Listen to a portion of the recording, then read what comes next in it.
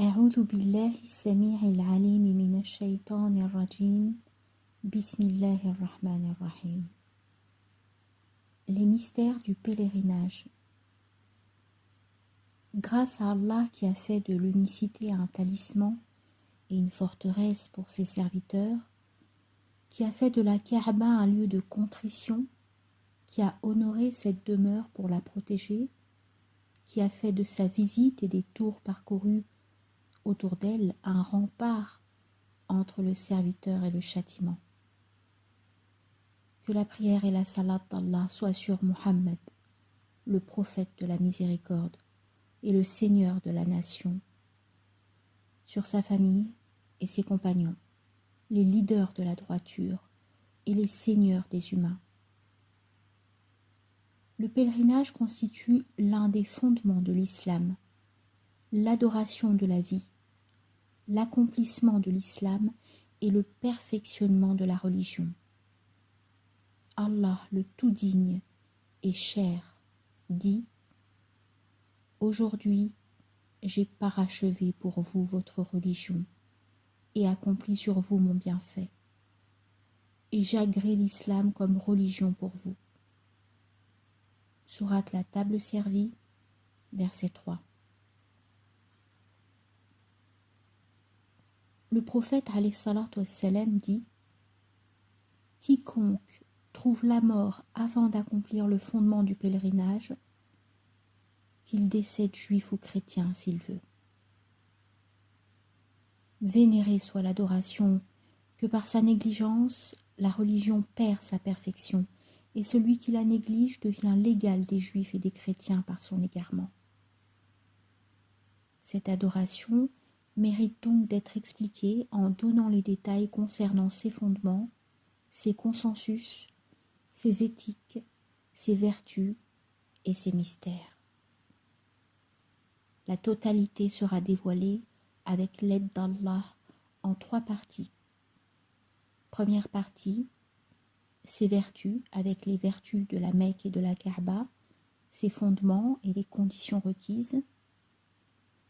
Deuxième partie, ses fonctions apparentes par ordre, du début du voyage jusqu'au retour. Troisième partie, ses éthiques précises, ses mystères et ses fonctions secrètes. Commençons par la première partie qui comprend 2 chapitres. Premier chapitre. Les vertus du pèlerinage, de la Kaaba, de la Mecque et de Médine. Qu'Allah les protège et incite les gens à aller aux mosquées. La vertu du pèlerinage. Allah le Très-Haut dit: et fais aux gens une annonce pour le Hajj. Ils viendront vers toi à pied et aussi sur toute monture venant de tout chemin éloigné. Sourate le pèlerinage, verset 27. Qoutada dit: lorsqu'Allah a ordonné au prophète Abraham, à notre prophète et à tout serviteur choisi d'appeler les gens au pèlerinage, Abraham dit: ô gens, Allah le très digne a construit une maison. Venez la visiter. Allah le Très-Haut dit: pour participer aux avantages qui leur ont été accordés. Sourate le pèlerinage, verset 28. On dit: le commerce à l'occasion et le mérite dans l'au-delà. Lorsque l'un des prédécesseurs entendit ceci, il dit: je le jure au nom du Seigneur de la Kaaba, ils ont en l'absolution de leurs péchés. Concernant les paroles d'Allah, je m'assoirai pour eux sur ton chemin. Sourate El-Araf, verset 16. On dit que Satan s'assied sur le chemin de la Mecque pour empêcher les gens de le pratiquer.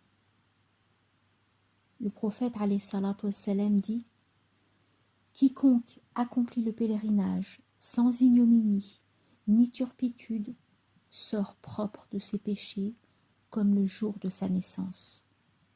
Et il dit, on n'a jamais vu le démon aussi petit, vaincu, sous-estimé, méprisé et en colère que le jour de Arafat, à cause de la grande miséricorde et du pardon qu'Allah accorde. Et l'on dit, il y a des péchés qu'aucune pénitence n'efface, à part la réunion à Arafat.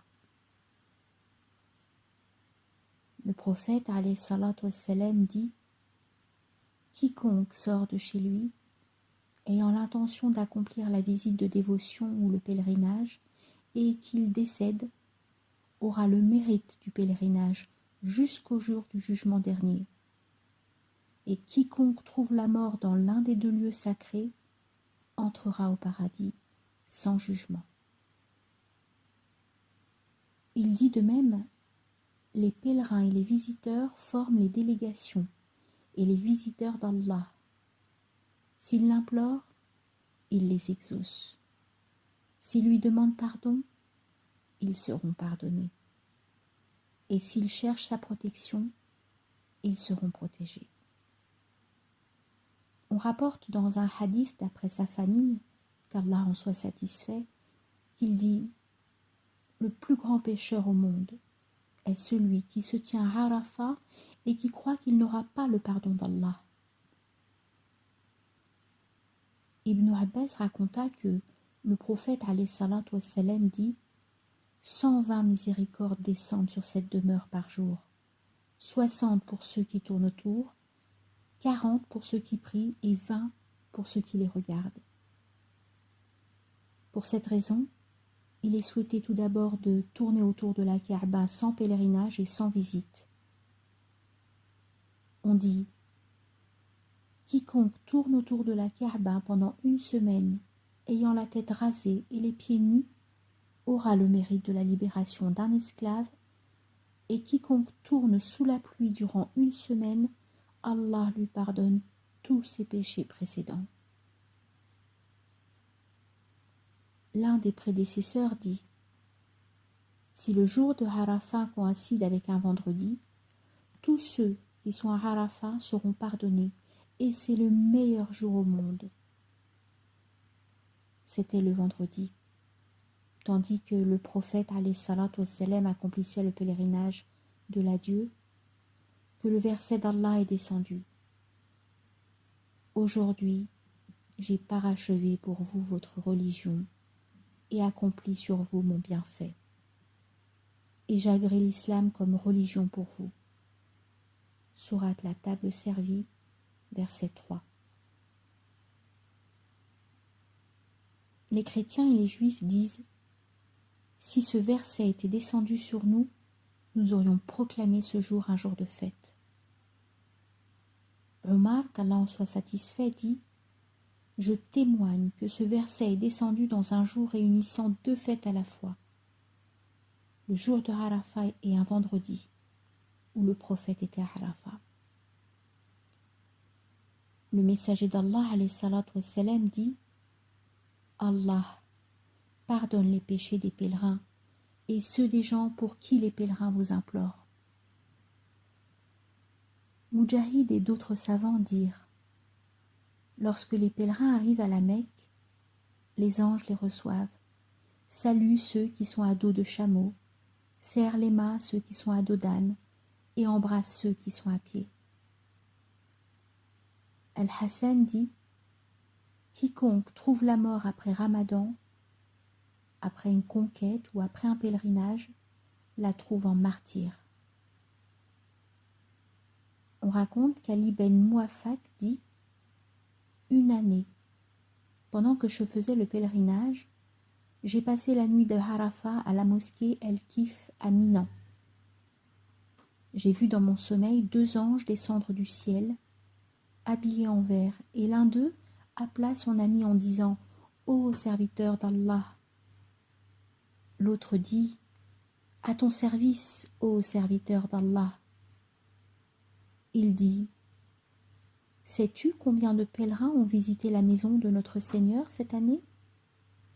Il répondit « Non, je ne sais pas. » Il lui dit « 600 000. » Connais-tu le nombre qui a été accepté? Il dit non. Il dit 6 personnes. Il dit puis ils disparurent dans le ciel. Je me suis réveillé tout craintif et très anxieux, et je me suis dit, où sera ma place parmi ces 6 si on a accepté le pèlerinage de 6 seulement?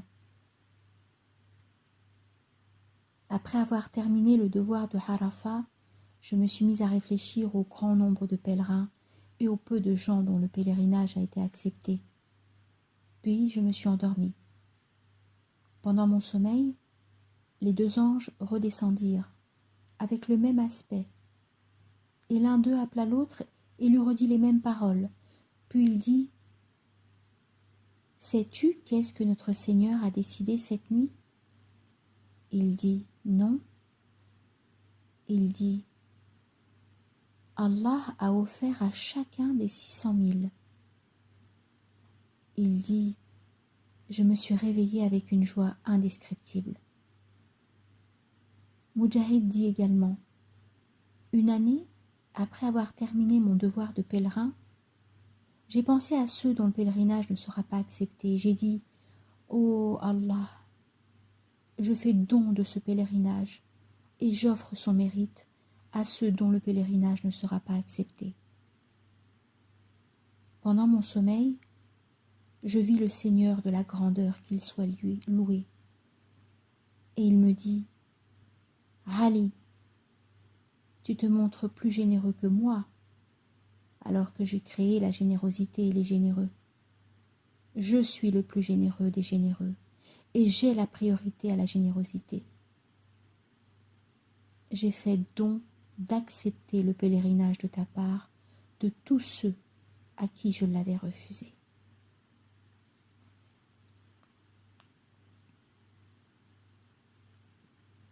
La vertu de la Kaaba et de la Mecque honorable. Le prophète alayhi salatu wassalam dit « Allah a promis à cette demeure d'être visitée chaque année de la part de 600 000 personnes. S'il y a moins, Allah les complète par les anges. La Kaaba sera le point de mire, telle une mariée le jour de son mariage. Tous ceux qui la visitent s'attachent à ses rideaux et tournent autour d'elle jusqu'à ce qu'elle rentre au paradis où il rentre avec elle. On dit, l'hyacinthe de la pierre noire provient du paradis. Le jour du jugement dernier, elle sera ressuscitée et aura des yeux et une langue où elle témoignera au profit de celui qui l'a reçue avec honneur et franchise. Le prophète alayhi salatu wassalam l'embrassait énormément. Omar, qu'Allah en soit satisfait, l'embrassa également et dit « Je sais que tu n'es qu'une pierre qui ne fait ni du bien ni du mal, et si je n'avais pas vu le prophète alayhi salatu wassalam t'embrasser, je ne l'aurais pas fait. » Puis il pleura, regarda derrière lui, vit Ali, qu'Allah en soit satisfait, et dit « Ô Abu Hassan, c'est ici qu'on verse les larmes et que les obsécrations sont exaucées. » Ali, qu'Allah en soit satisfait, dit « Ô prince des croyants, au contraire, elle fait du bien et du mal. » Il dit « Et comment ?» Il lui dit « Allah a pris un engagement par écrit sur leur progéniture qu'il a inculqué à cette pierre. Elle témoigne du dévouement du croyant et de la méconnaissance du mécréant. On dit « Celle-ci est la signification des paroles des gens lors de la réception. Allah, parce que nous croyons en toi et en ton livre, et que ta promesse est vraie et sera tenue. »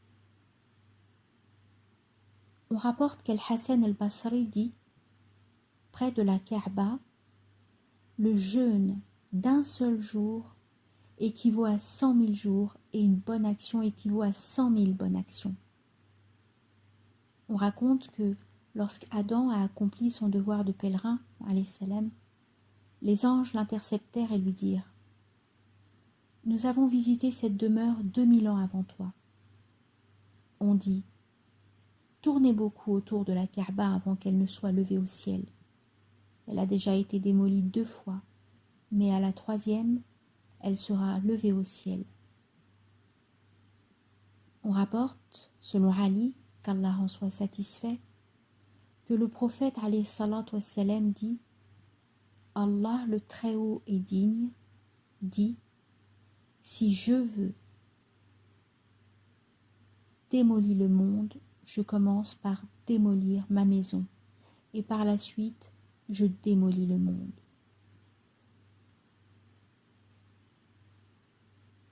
La vertu du séjour à la Mecque, qu'Allah la protège, et les raisons qui rendent ce séjour détesté.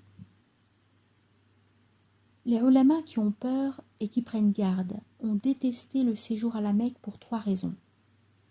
Premièrement, la crainte que les gens ne s'habituent à la Kaaba, car ceci pourrait calmer les sentiments intrinsèques de respect. C'est ainsi que Omar, qu'Allah en soit satisfait, frappait les pèlerins lorsqu'ils terminaient leur pèlerinage et disait « Ô Yéménites, rejoignez votre Yémen. Ô Syriens, rejoignez votre Syrie. Et ô Irakiens, rejoignez votre Irak. »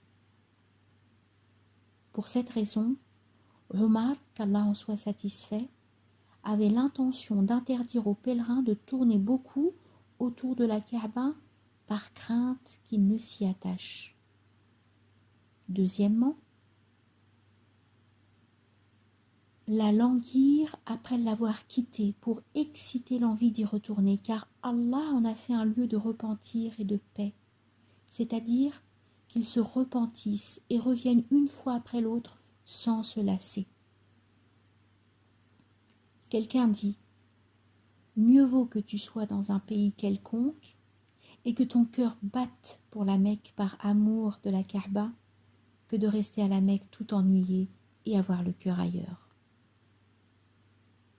L'un des prédécesseurs dit « Combien d'hommes sont au Khurasan et sont en même temps plus proches de la Kaaba que ceux qui tournent autour d'elle ?»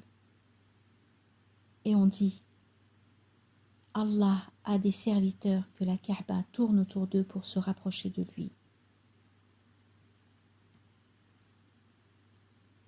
La crainte d'y commettre des péchés, ceci est dangereux car il pourrait exhaler le mépris d'Allah. Ibn Mas'ud, qu'Allah en soit satisfait, dit « On ne juge nulle part sur les intentions avant les actes, excepté à la Mecque. » Et il lit le verset suivant.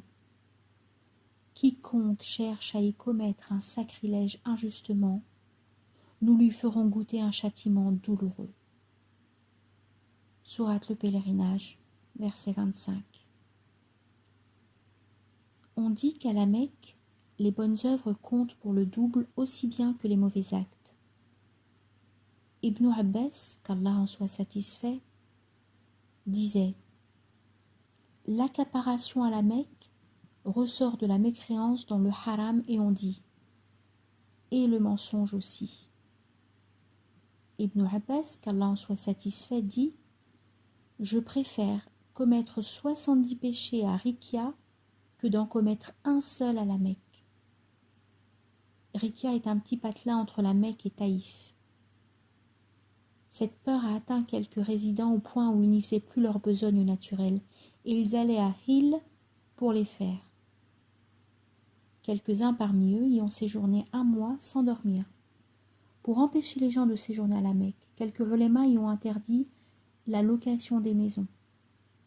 Lorsque le prophète alayhi salatu wassalam revint à la Mecque, il se dirigea vers la Kaaba et dit « Tu es la meilleure terre d'Allah, la vénérée et très digne, et la ville que j'aime le plus au monde.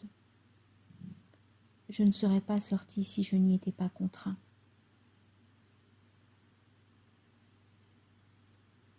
La vertu de la ville noble par rapport aux autres villes.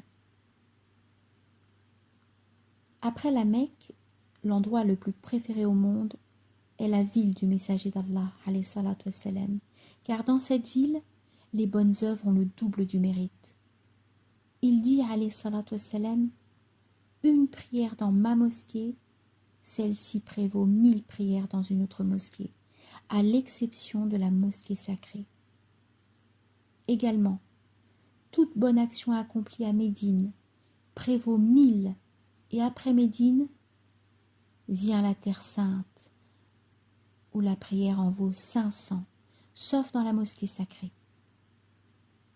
Ibn Abbas rapporta que le prophète alayhi salatu wassalam dit: une prière faite à la mosquée de Médine prévaut 1000 prières. Une prière faite à la mosquée d'Al-Aqsa prévaut 1000, et une prière accomplie à la mosquée sacrée prévaut 100 000 prières. Et il dit: quiconque supporte son climat et ses difficultés, je deviendrai son protecteur le jour du jugement dernier. De même qu'il dit: quiconque trouve l'occasion de mourir à Médine, qu'il décède. Car quiconque y trouve sa fin fatale, je serai son protecteur le jour du jugement dernier. Il dit aussi: on ne voyage que vers 3 mosquées, la mosquée sacrée, ma mosquée celle-ci, et la mosquée El-Aqsa. Quelques ulémas se sont basés sur ce hadith pour interdire les voyages pour contempler les beaux sites ou visiter les tombeaux des ulémas et des saints. Mais je vois l'affaire autrement, car le messager d'Allah alayhi salatu wassalam dit: je vous avais interdit de visiter les tombeaux. Visitez-les et ne dites pas adieu. Ce récit a eu lieu à propos des mosquées et non dans le sens des panoramas, car toutes les mosquées, à part les 3 précitées, sont semblables, et il y en a dans toutes les villes. Il n'y a donc aucun sens à ce qu'on voyage pour voir une autre mosquée. Les sites ne sont pas égaux, et la vertu de leur visite est selon leur degré auprès d'Allah. S'il y a un endroit sans mosquée, on a bien sûr le droit de voyager, et même de déménager définitivement si on veut. Je me demande, est-ce qu'on interdit à quelqu'un de voyager pour prier sur les tombes des prophètes, alayhim salam, tels qu'Abraham, Moïse, Yahya et d'autres? L'interdiction est absolument impossible, car leur visite durant la vie représente un objectif. Le prophète alayhi salatu wassalam dit: les pays appartiennent à Allah. Le digne est vénéré. Les hommes sont ses serviteurs. Là où vous trouvez la vie abordable, résidez et rendez grâce à Allah. Abu Nahim dit: j'ai vu Soufiane as-Saouri porter sa besace sur l'épaule et ses chaussures en main.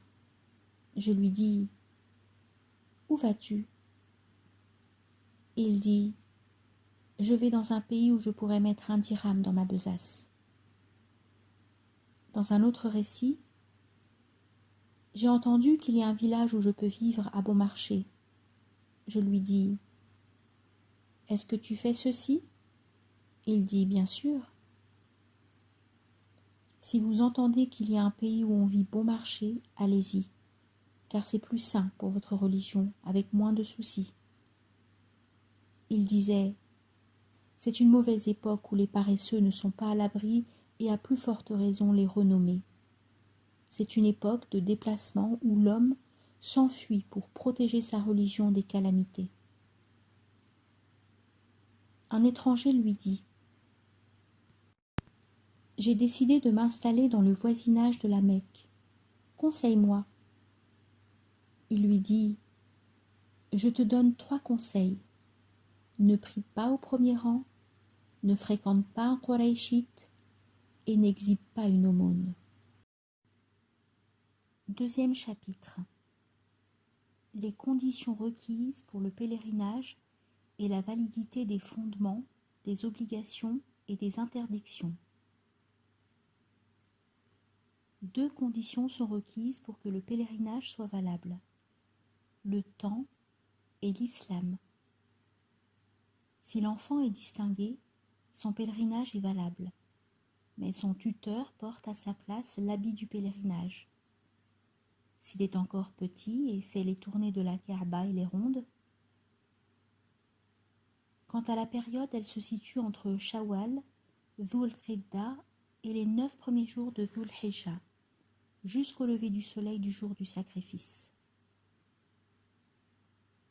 Quiconque porte les habits du pèlerinage avant cette période, son pèlerinage n'est qu'une visite, car pour la visite, toute l'année est valable.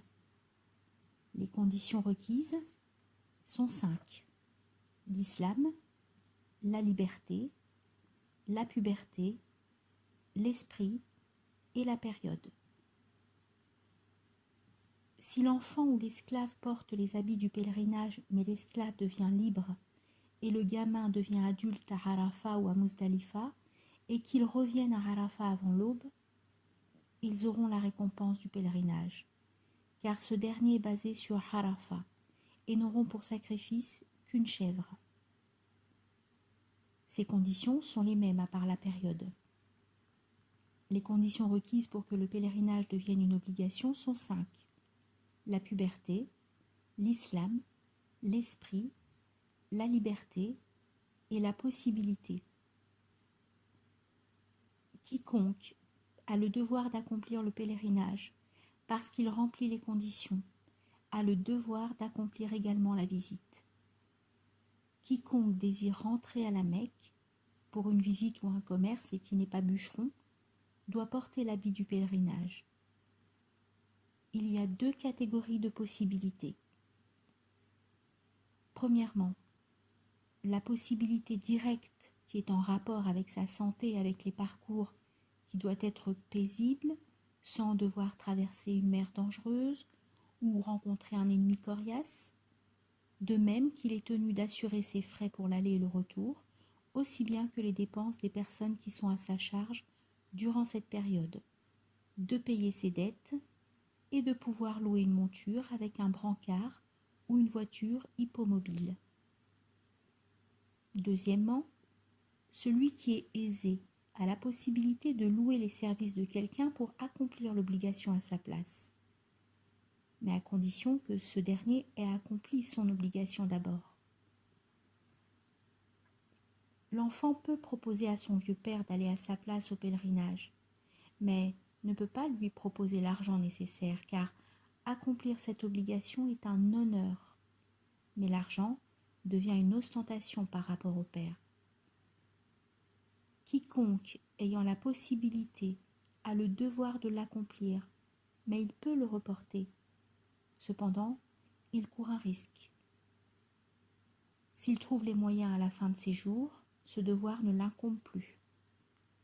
S'il trouve la mort sans avoir accompli cette obligation, il retrouve Allah en désobéissant, car il aurait négligé le pèlerinage.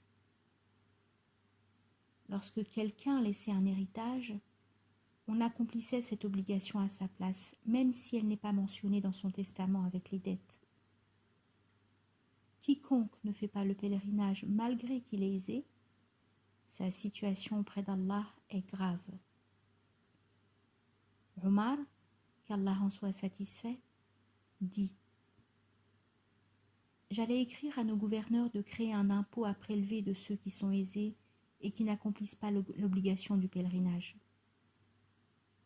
On raconte que Saïd ibn Jubayr, Ibrahim al-Naki, Mujahid et Taous dirent: Si nous savions qu'un homme riche est mort sans avoir accompli son devoir de pèlerin, nous n'aurions pas fait la prière funéraire sur lui.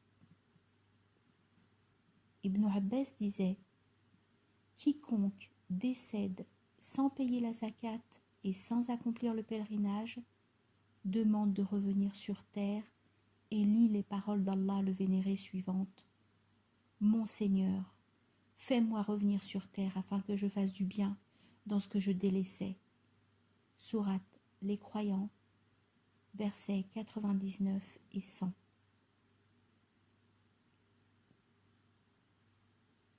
Les conditions qui ne sont pas obligatoires pour que le pèlerinage soit valable sont 5. Le port de l'habit du pèlerinage, les tournées, les rondes, la présence à Arafat et le rasage après ceci, tout à fait comme dans la visite, à l'exception de la présence à Arafat. Les devoirs rachetés par le sacrifice sont 6. Le port de l'habit du pèlerin à temps. Quiconque le néglige et dépasse le temps prescrit doit sacrifier une chèvre, de même que pour le lancement des charbons.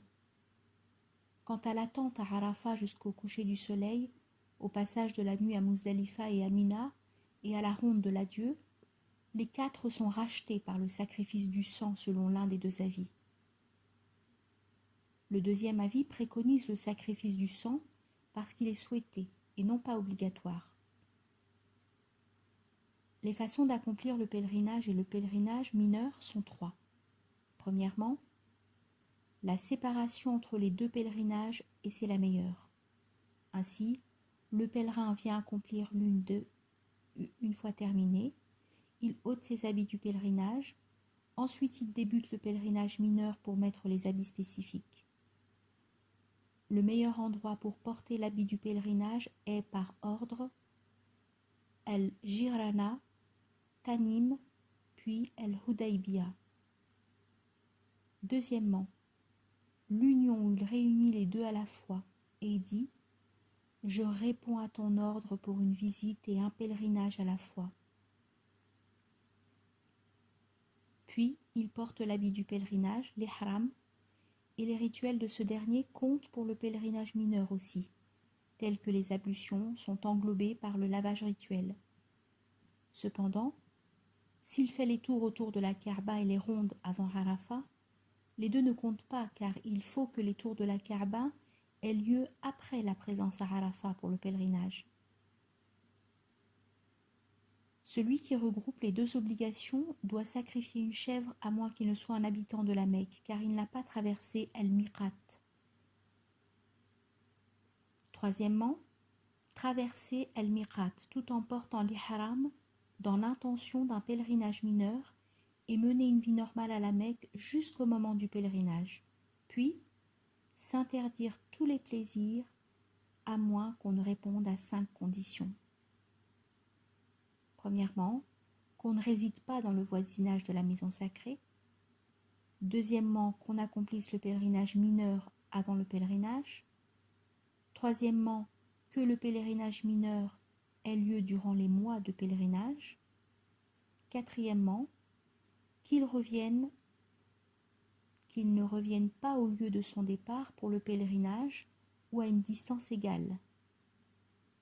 Cinquièmement, que la visite et le pèlerinage qu'on effectue soient au nombre d'une seule personne, soit au nom d'une seule personne.